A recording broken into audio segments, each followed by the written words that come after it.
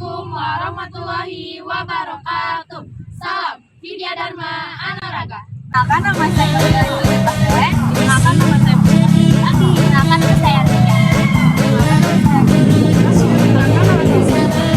Kami dari kelompok 1 akan menjelaskan tentang OJK dan Bank.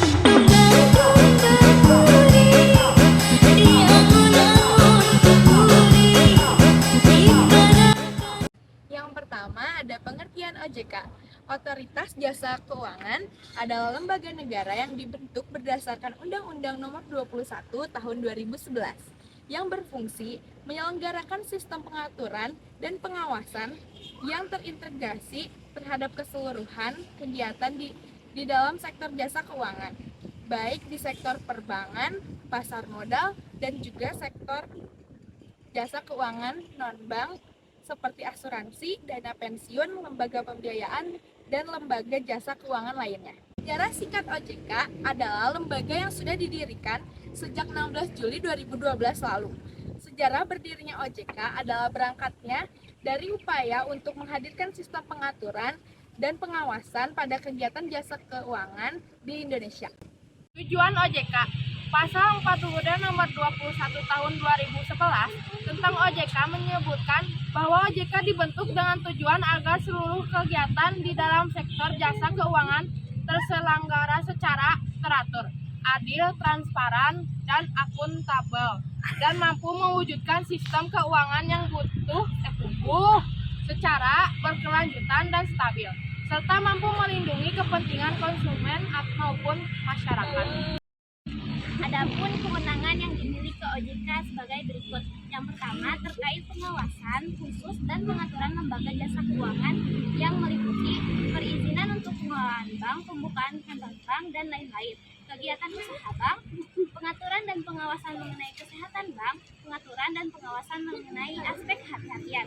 Yang kedua, pengaturan terkait lembaga jasa keuangan bank dan non-bank yang meliputi pengendalian peraturan mengenai pengawasan di sektor jasa keuangan, kebijakan mengenai pelaksanaan tugas OJK, peraturan mengenai tata cara penetapan perintah tertulis terhadap lembaga jasa keuangan dan pihak tertentu, pengaturan peraturan mengenai tata cara pengurusan undang-undang pada lembaga jasa keuangan, lalu mengatur struktur organisasi dan infrastruktur serta mengelola, memelihara, dan mengelola kekayaan dan kewajiban. Yang terakhir, peraturan perundang-undangan mengenai tata cara pengenaan sanksi sesuai dengan ketentuan peraturan perundang-undangan di sektor jasa keuangan. Yang ketiga, ada lembaga pengawasan terkait jasa keuangan bank dan non-bank yang meliputi kebijakan operasional pengawasan terhadap kegiatan jasa keuangan, mengenai pelaksanaan tugas pengawasan yang dilaksanakan oleh kepala eksekutif, melakukan pengawasan, pemeriksaan, penyidikan, pelindungan konsumen, dan tindakan lain terhadap lembaga jasa keuangan. Jasa keuangan sebagaimana dimaksud dalam peraturan perundang-undang di sektor jasa keuangan, memberikan pemerintah tertulis kepada lembaga jasa keuangan dan atau pihak tertentu melakukan penunjukan penyelenggaraan undang-undang, segudang penggunaan pengelola statuter, meringankan sanksi administrasi terhadap pihak yang melakukan pelanggaran terhadap peraturan perundang-undangan di sektor jasa keuangan.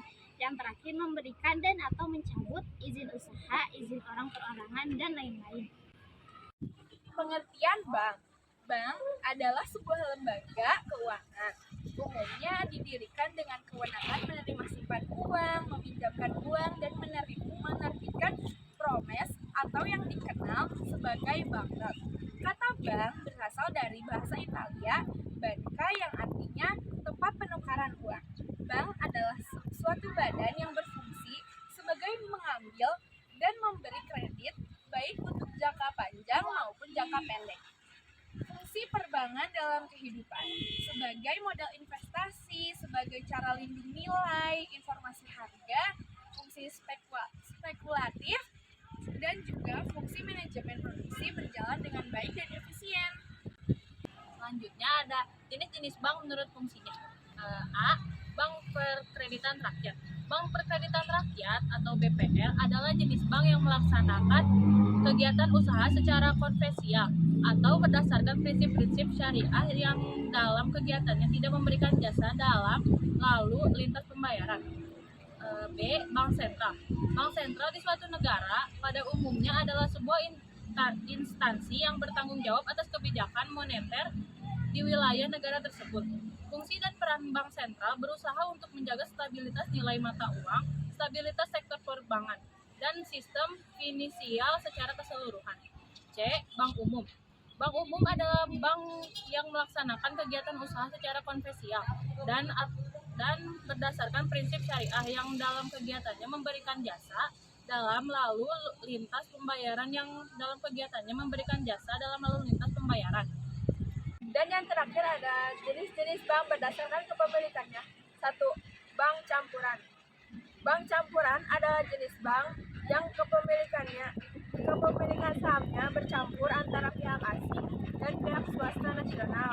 Saham bank ini sebagian besar dimiliki oleh warga negara Indonesia, namun sebagian juga dimiliki oleh pihak asing.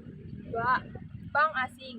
Bank asing merupakan cabang dari bank yang ada di luar negeri, baik milik swasta asing atau pemerintahan negara asing. Kepemilikannya dimiliki oleh pihak luar negeri secara utuh. 3. Bank pemerintah. Bank pemerintah adalah bank yang sebagian atau seluruh sahamnya dimiliki oleh pemerintah Indonesia. 4. Bank swasta nasional. Bank swasta adalah bank di mana sebagian besar sahamnya dimiliki oleh swasta nasional serta akta pendiriannya pun didirikan oleh swasta. Pembagian keuntungannya juga untuk swasta nasional. Dan yang terakhir, bank koperasi.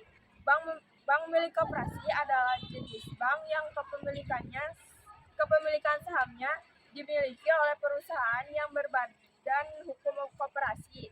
Bank ini menerapkan asas-asas dan prinsip koperasi pada umumnya. Presentasi dari kami, mohon maaf bila ada salah kata.